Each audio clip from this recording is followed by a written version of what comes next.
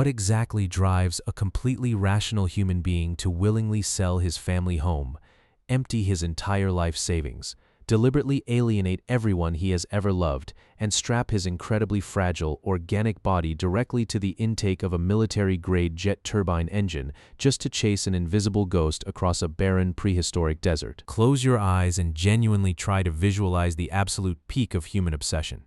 We are not talking about a casual weekend thrill-seeker, and we are certainly not talking about a highly paid, corporate-sponsored professional athlete surrounded by a massive safety net of credentialed engineers, aerodynamicists, and public relations managers. We are delving deep into the deeply unsettling, violently uncompromising psychological profile of a solitary man who looked at the absolute limits of terrestrial velocity and took it as a deeply personal, unforgivable insult to his own existence. This is the harrowing, deeply terrifying narrative of a mechanical visionary who chased extreme, unimaginable speed until it systematically, violently stripped away every single comfortable aspect of his earthly life. To understand the sheer gravity of this dangerous pursuit, you must entirely discard your conventional understanding of what a motorcycle actually is, the machine sitting quietly in the center of his dimly lit, oil-stained garage was absolutely not powered by a standard internal combustion engine. It was an apocalyptic symphony of aerospace titanium, incredibly lightweight carbon fiber, and a decommissioned military fighter jet turbine capable of producing tens of thousands of pounds of raw, unadulterated thrust. It was a wingless, terrestrial missile that mathematically possessed absolutely no business balancing on two wheels. But the true danger of this terrifying machine did not begin on the blistering white salt flats or the endless stretches of cracked desert asphalt. The true, deeply insidious danger began years earlier, slowly and quietly eroding his personal life like a highly corrosive, unstoppable acid. He poured every single waking second and every last solitary penny he could borrow, beg, or steal into the gaping, incredibly hungry maw of this mechanical leviathan. He stopped answering his phone. He routinely missed birthdays, anniversaries, and holidays, his eyes constantly glazed over with highly complex aerodynamic calculations and dense fluid dynamics equations that nobody else in his immediate circle could even remotely comprehend. He was systematically, intentionally gambling his entire financial future, his physical stability, and his deeply fragile sanity on a highly experimental vehicle that had a statistically overwhelming probability of violently incinerating him the very first time he ignited the massive afterburner. But what actually happens to the human psyche when the relentless, burning obsession with extreme velocity completely cannibalizes every other aspect of your existence, leaving you with absolutely nothing but a cold, unfinished metal chassis in a dark, incredibly empty workshop? As the arduous, deeply exhausting years dragged on, the crippling financial burden of constructing a bespoke, jet-powered land-speed record vehicle entirely from scratch became an utterly crushing, suffocating psychological weight. High-strength aerospace alloys, meticulously custom-machined turbine blades, and highly sensitive military-grade telemetry sensors are not simply purchased at a local hardware store. They require astronomical, completely unreasonable sums of capital. When the traditional bank loans inevitably dried up, and the highly skeptical, deeply cautious corporate sponsors completely laughed him out of their pristine, air-conditioned boardrooms, openly dismissing him as a suicidal madman, he did not politely accept their defeat. Instead, he simply doubled down on the absolute, terrifying madness of his vision. He aggressively mortgaged his house to the absolute brink of foreclosure.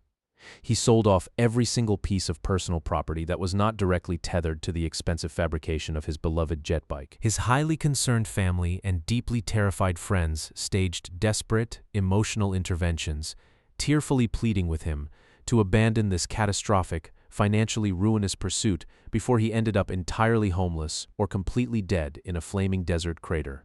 But you cannot simply reason with a man who has been completely, systemically infected by the paralyzing, intoxicating venom of absolute speed. To him, their desperate pleas for safety, moderation, and financial rationality sounded like a completely foreign, entirely incomprehensible language. He viewed their genuine concern as a deeply insulting lack of faith in his unparalleled mechanical genius. The dark, echoing garage became his only sanctuary, his solitary, highly toxic monastery where he relentlessly worshipped at the violent altar of thrust, drag, and aerodynamics. The profound psychological isolation was absolutely staggering. He was operating entirely on 3 hours of fitful sleep a night. His violently trembling hands, constantly covered in deep lacerations, harsh chemical burns, and the indelible, deeply ingrained black grease of his unrelenting manual labor. He was physically wasting away, completely forgetting to eat for days at a time, his previously healthy physical frame rapidly becoming a gaunt, hollow shadow of its former self, fueled entirely by stale black coffee and the terrifying, highly intoxicating adrenaline of seeing his monstrous, jet-powered creation slowly taking physical shape. He was willingly, eagerly sacrificing his entire humanity, piece by painful piece, feeding it directly into the heavy metal belly of a deeply terrifying machine that had not yet even moved a single inch. Have you ever paused to critically consider the sheer, terrifying mathematical impossibilities of trying to perfectly balance a wingless fighter jet on two incredibly narrow patches of pressurized rubber while generating enough raw, violent thrust to aggressively shatter the sound barrier? The highly complex engineering required to keep a standard, factory-built motorcycle perfectly stable at 200 miles per hour is already staggeringly difficult, but when you intentionally introduce the apocalyptic, earth-shattering power of a military jet turbine into a completely custom two-wheeled chassis, you are actively, deliberately inviting the fundamental laws of physics to violently destroy you. The massive jet engine does not deliver its power to the rear wheel through a standard mechanical chain or a heavy rubber belt. It propels the heavy vehicle entirely through the raw, violently explosive expulsion of superheated exhaust gases directly into the atmosphere. This terrifying reality means that once the massive turbine is fully spooled up and the explosive afterburner is engaged, the vulnerable rider has absolutely no mechanical driving connection to the ground beneath him. The incredibly heavy motorcycle is essentially flying, merely skimming the absolute dusty surface of the earth, violently relying on highly complex, entirely custom-designed aerodynamic downforce to keep it from instantly, violently launching into the stratosphere like an unguided surface-to-air missile. The solitary, deeply obsessed builder had to meticulously handcraft an incredibly aerodynamic, perfectly smooth carbon fiber outer shell, spending agonizing, deeply frustrating months aggressively sanding and polishing the sleek teardrop shape to completely eliminate even the most microscopic drag-inducing surface imperfections. He knew with absolute, deeply terrifying certainty that if the aerodynamic profile generated even a fraction of an inch of accidental lift at the nose cone, the incredibly heavy motorcycle would instantly, violently backflip directly into the air at over 300 miles per hour, instantly crushing him entirely inside the incredibly claustrophobic, tightly sealed metal cockpit. He had to expertly engineer a highly complex, deeply robust front steering geometry that could somehow effectively dampen the violent, high-frequency kinetic vibrations of the screaming jet turbine, while still miraculously allowing him to make microscopic, highly precise, millimeter-perfect directional corrections. And perhaps most terrifyingly of all, he had to scientifically figure out how to safely bring a highly explosive, 10,000-pound thrust vehicle to a complete, controlled stop without utilizing traditional friction brakes, which would instantly, violently melt into completely useless pools of glowing liquid slag at those utterly incomprehensible, face-melting velocities. He was not just building a remarkably fast motorcycle, he was meticulously, entirely constructing a highly volatile, completely unguided terrestrial rocket, and he was fully preparing to strap his own fragile body directly to the absolute, razor-sharp tip of the spear.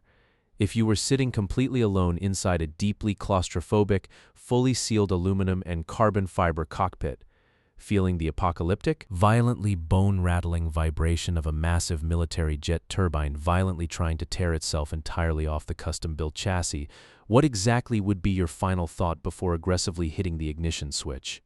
The fateful day of the ultimate test finally arrived on the sprawling, blindingly white, deeply unforgiving, and heavily scorched expanse of a remote desert dry lake bed. The crippling financial ruin, the completely shattered personal relationships, the long, agonizing years of deeply excruciating physical labor, it all rapidly culminated in this single, terrifyingly profound, highly dangerous moment. He sat deeply encased within the heavy, highly restrictive titanium roll cage, tightly bound by incredibly thick, multi-point safety harnesses that aggressively and painfully dug directly into his fragile human collarbones. The ambient temperature completely inside the entirely unventilated carbon fiber shell was already violently skyrocketing. The heavy, deeply suffocating smell of highly toxic aviation fuel, hot synthetic oil, and curing epoxy heavily burning his completely dry nostrils. When his highly loyal, equally physically exhausted crew chief finally gave the highly anticipated, fateful hand signal from a completely safe distance, the deeply focused builder firmly engaged the massive turbine starter.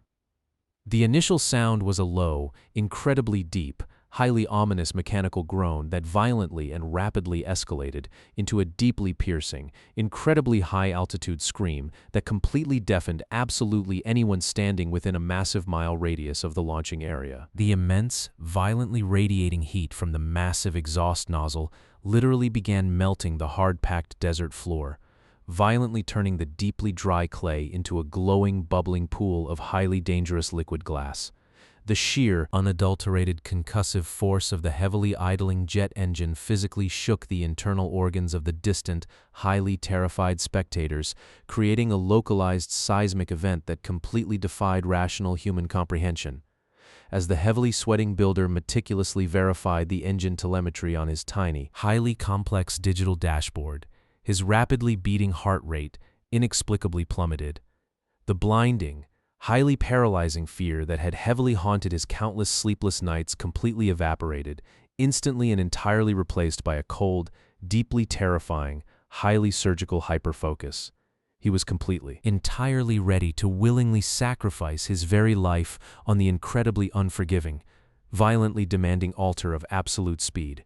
He took one final, incredibly shallow breath of the stale, heavily fume-soaked air entirely trapped inside his heavy racing helmet, tightly gripped the heavily modified steering yoke with his deeply calloused, violently trembling hands, and deliberately violently pushed the heavy thrust throttle entirely forward, completely unleashing the absolute terrifying wrath of a caged mechanical god directly onto the utterly desolate earth.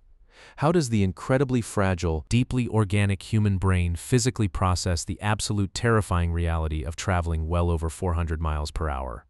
When the microscopic, utterly unforgiving difference between monumental historical glory and a violently unrecognizable, deeply fiery death is entirely measured in mere fractions of a single millimeter. The initial acceleration was absolutely not a sudden, simple physical jerk. It was an immensely heavy, relentlessly crushing, highly sustained kinetic pressure that violently pinned his heavy helmet tightly against the solid metal headrest with absolutely zero physical mercy. The absolute G-force was so intensely profound and violently sustained that it actively restricted the critical blood flow directly to his retinas, causing his peripheral vision to immediately, terrifyingly collapse into a deeply disorienting, rapidly shrinking gray tunnel. Within a mere handful of highly chaotic seconds, he had completely, violently obliterated the 200-mile-per-hour barrier, the heavy aerodynamic shell slicing incredibly cleanly through the incredibly dense, highly resistant atmospheric air. But exactly at 300 miles per hour, the entire physical environment violently, completely changed. The ambient air entirely ceased to be a breathable gas and instantly transformed into a highly solid, incredibly violent, kinetic wall aggressively attempting to violently crush the delicate carbon fiber bodywork into a million pieces. The deafening, apocalyptic scream of the massive jet engine behind his head was completely and utterly drowned out by the terrifying, deeply violent roar of the sheer aerodynamic wind ripping aggressively across the incredibly thin metal canopy. The immensely heavy vehicle was completely hydroplaning on an invisible, highly unstable cushion of superheated, violently compressed desert air. He was entirely physically traveling the absolute length of a massive football field every single, solitary second of the incredibly tense run. He was no longer actively driving the machine in any traditional sense. He was desperately, violently wrestling a completely out of control, heavily thrusting missile, utilizing absolute microscopic, desperately precise muscle twitches just to keep the highly sensitive front tire from violently digging directly into the highly treacherous, completely unforgiving desert surface. Ignoring every single blaring internal warning alarm violently ringing in his head, he violently pushed the heavy throttle entirely to the absolute maximum physical limit, loudly and violently engaging the massive, highly explosive afterburner. A massive 30-foot spear of blindingly bright, highly toxic blue flame violently erupted from the heavy exhaust nozzle, aggressively kicking the heavy motorcycle into an entirely new, deeply terrifying dimension of terminal velocity. The heavily vibrating digital speedometer aggressively climbed toward the utterly incomprehensible 400-mile-per-hour mark, completely pushing the absolute structural integrity of the entirely bespoke metal chassis to the absolute, terrifying breaking point of completely catastrophic molecular failure.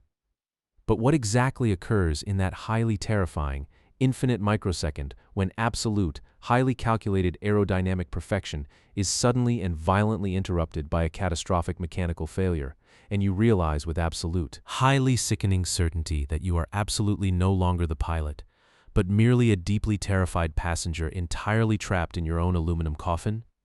At precisely 412 miles per hour, absolute, unmitigated disaster struck with the completely unforeseen, deeply terrifying violence of a massive, unannounced lightning strike, a completely microscopic, entirely invisible manufacturing flaw in the heavy, multi-layered rubber composition of the highly specialized front racing tire finally, violently succumbed to the utterly impossible, aggressively destructive centrifugal forces actively tearing at its core. In a fraction of a highly terrifying millisecond, the incredibly expensive, completely custom-built front tire violently delaminated, completely shedding its thick outer rubber skin in a massive, highly explosive shower of heavy black shrapnel that violently pelted the undercarriage.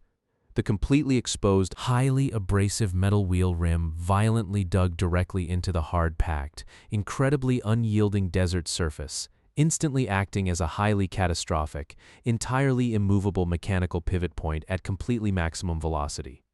The incredibly heavy, massively thrusting tail section of the aerodynamic streamliner violently and aggressively kicked completely sideways, instantly exposing the broad, highly vulnerable flat side of the incredibly long carbon fiber bodywork to a completely solid, completely impenetrable 400-mile-per-hour atmospheric wall. The resulting aerodynamic violence was utterly, completely apocalyptic and deeply horrific. The heavily thrusting, jet-powered motorcycle was violently and instantly ripped completely into the air, violently beginning a deeply terrifying, highly erratic, completely end-over-end tumbling sequence that physically and violently defied the absolute fundamental laws of gravity. The incredibly heavy, massive jet turbine engine was violently, aggressively torn completely out of its heavily reinforced solid steel chassis mounts, wildly flying hundreds of feet entirely on its own, completely spewing highly explosive, deeply toxic aviation fuel across the desolate desert floor in a massive, highly lethal rainstorm. The incredibly fragile, completely handcrafted aerodynamic shell instantly and violently shattered into 10,000 completely unrecognizable, highly razor-sharp pieces of heavily twisted metal and aggressively splintered fiberglass. The deeply terrified builder, still tightly strapped directly inside the rapidly disintegrating, heavily crushed titanium roll cage, was entirely subjected to completely unsurvivable, violently bone-crushing gravitational forces. His incredibly fragile human body was aggressively and repeatedly slammed against the heavy metal interior, his safety harnesses violently digging deeply into his flesh as the entirely destroyed machine violently tumbled for well over an entire, agonizingly long mile before finally coming to a completely terrifying, highly chaotic, deeply smoking halt in the absolute middle of a highly desolate nowhere. So how does a man who has physically lost absolutely everything, whose entire life savings are completely gone, whose family has completely abandoned him, whose physical body has been violently shattered into thousands of unrecognizable pieces, and whose magnificent, highly beloved creation has been completely reduced to a smoking, deeply toxic crater of twisted metal, ultimately respond to the universe aggressively telling him to stop? When the highly equipped, deeply frantic emergency rescue teams finally reached the completely unrecognizable, violently smoking wreckage, they fully expected to find a completely mangled, entirely lifeless corpse. The sheer, unadulterated violence of the massive aerodynamic crash was so utterly profound and violently catastrophic that physical survival was mathematically, completely impossible. They violently tore the completely crushed, heavily twisted titanium cage entirely apart with incredibly heavy hydraulic jaws of life, meticulously and carefully extracting his completely shattered, heavily bleeding, entirely limp body from the deeply toxic, completely ruined wreckage. Both of his legs were completely and violently pulverized. His ribs were entirely shattered. Both of his fragile lungs were deeply punctured, and a highly severe, completely blinding brain concussion had entirely rendered him deeply unconscious. He was immediately, violently airlifted directly to the nearest major trauma center, where highly educated, deeply skilled surgeons spent agonizing, incredibly tense days, meticulously piecing his completely destroyed, highly fragile skeleton back together with incredibly heavy titanium plates and countless surgical metal screws. When he finally slowly awoke from his deep, highly medically induced coma, completely encased in incredibly heavy white plaster, from his entirely shattered chest down to his toes, he was entirely, utterly bankrupt. His massive house had been entirely foreclosed upon, his deeply terrified wife had completely packed her bags and left him forever, and his entire life's highly grueling work had been violently, completely erased in less than a single, highly terrifying second. The highly educated medical professionals firmly and entirely told him that he was entirely lucky to even be breathing, and that he would permanently, completely walk with a highly severe, incredibly painful physical limp for the absolute rest of his entirely broken life. But the deeply unhinged, completely obsessed human mind is a deeply terrifying, entirely incomprehensible instrument that entirely refuses to yield to standard logic.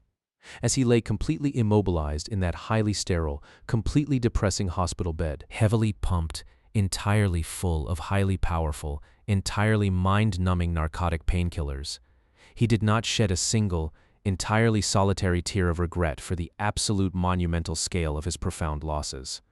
He absolutely did not ask for a deeply comforting apology from the universe or any sympathy from his remaining friends. He entirely ignored the deeply sympathetic, highly concerned looks of the hospital staff, weakly reached out his entirely one, completely unbroken, violently trembling hand, and highly demanded a blank notebook and an incredibly heavy drawing pen, completely fighting through the deeply agonizing, highly suffocating haze of heavy medical narcotics. He immediately began furiously, completely sketching out the entirely new, completely radically improved aerodynamic intake design for his entirely next highly anticipated jet-powered motorcycle. Because for the deeply obsessed, completely uncompromising chasers of absolute extreme speed, losing absolutely everything is entirely never viewed as a completely tragic end. It is simply viewed as the entirely necessary, highly brutal cost of doing business, entirely clearing the absolute slate to violently build something even more terrifyingly fast, and entirely pushing the completely absolute boundary of physical reality, one incredibly dangerous inch further into the complete unknown.